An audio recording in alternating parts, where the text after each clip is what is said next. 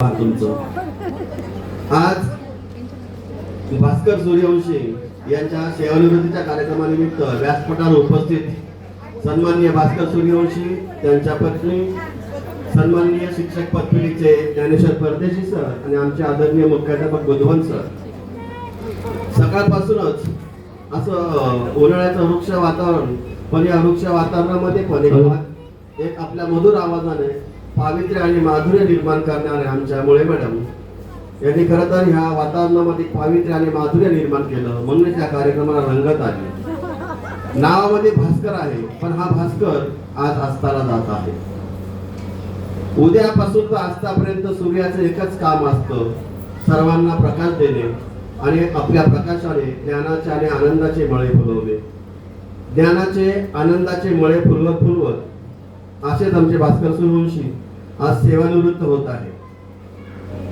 आयशा किंबहुना सर्व शिक्षक, शाळेतील सर्व विद्यार्थी यांना हवेहवेशी वाटणारे आणि ही शाळा सुद्धा स्तब्ध झालेली आहे, अबोल झालेली आहे. आणि शाळा सुद्धा आज सांगते आहे, शाळा सुद्धा आबाला म्हणते आहे, कसं सांगू माझ्या गुलाबाच्या फुला. म्हणजे आबा म्हणजे गुलाबाचं फुल अस्ताला चाललेला आहे, पण टवटवीतपणा अजूनही कायम आहे. शाळाच म्हणते, कसं सांगू माझ्या गुलाबाच्या फुला, अरे तुझ्यामुळेच मला अर्थ आला. कसं सांगू माझ्या गुलाबाच्या फुला, अरे तुझ्यामुळेच मला अर्थ आला.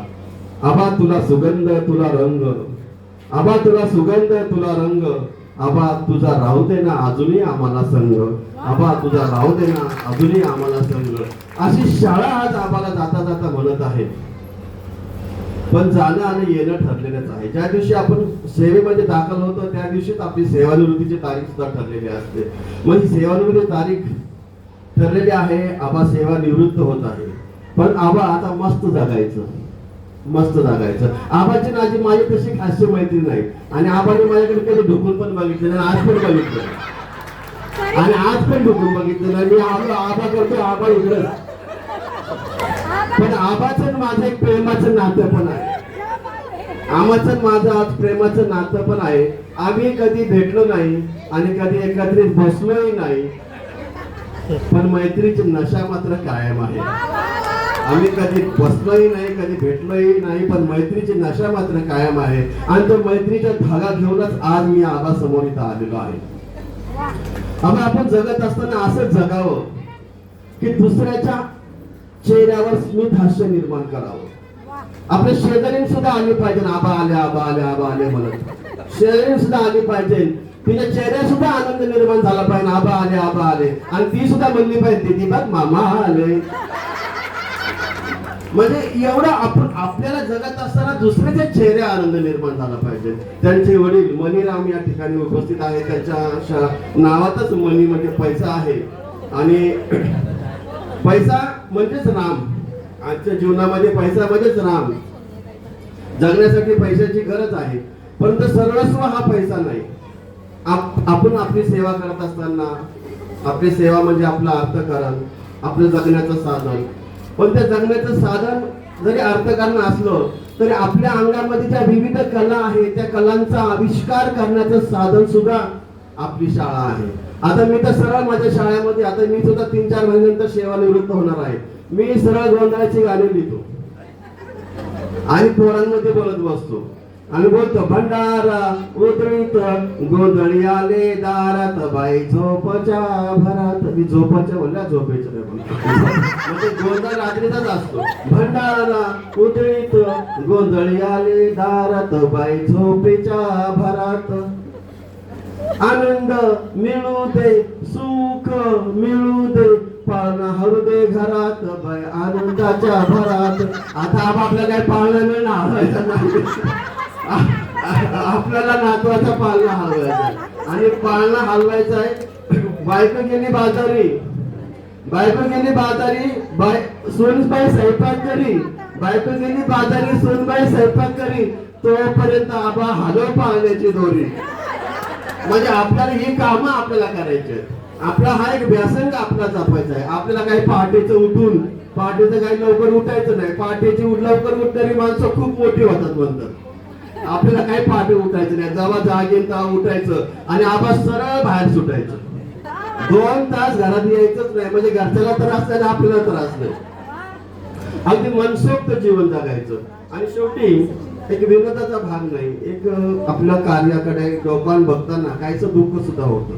कारण ही शाळा जिने मला घडवलं, जिने माझ्या पोरासोरांना घडवलं, त्या शाळेचा पगार, त्या पगाराच्या बळावर मी माझ्या पोरांचं आयुष्य आज सुगंधित केलं. आज एक मुलगा फिजिओथेरपिस्ट आहे, म्हणजे कुठे पडला तरी काही झंझट नाही, आबा फिरायला गेलं तरी.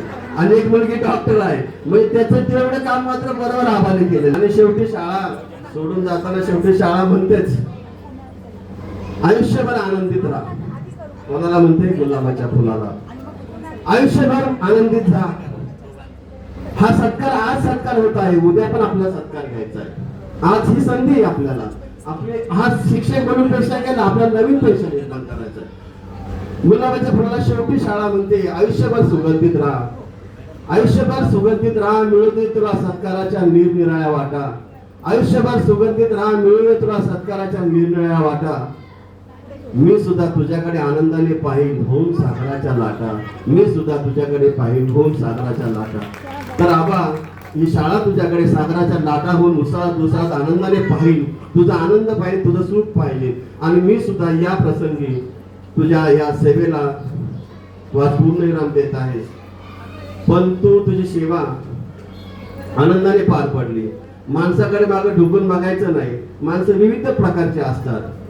आग लावणारी असतात आणि आग विझवण्यात सुद्धा 1 नंबर असतात. म्हणजे 1 नंबर शाळा नाही बरं का. आग लावणारी सुद्धा असतात आणि आग विझवण्यात सुद्धा 1 नंबर असतात. तसा आमचा आबा एकदा मसरीला आग लावून दिली की ती विझली की नाही ते बघायला पण यायचं नाही. असा आमचा आबा होता. आपण लोकांकडे बघायचंच नाही आबा. आपला आनंद आपण शोधायचा. आणि शेवटी शाळा म्हणते आयुष्यभर आनंदित राहा. आयुष्यभर आनंदित राहा, मिळू दे तुला सत्काराच्या निरनिराळ्या वाटा. आयुष्यभर आनंदित राहा, मिळू दे तुला सत्काराच्या निरनिराळ्या वाटा. तुझ्या आनंदाकडे मी बघेन होऊन सागराच्या लाटा. पुन्हा एकदा आबा तुला खूप खूप शुभेच्छा. तुला तुझ्या कुटुंबाची सेवा घडो, तुझ्या हातून तुझ्या वडिलांची सेवा घडो. आणि हा एक व्यासंग आहे, ही एक संधी आहे आणि या संधीचं तू सोनं कर. तुला पुन्हा एकदा निरोगी आयुष्यासाठी खूप खूप शुभेच्छा. धन्यवाद.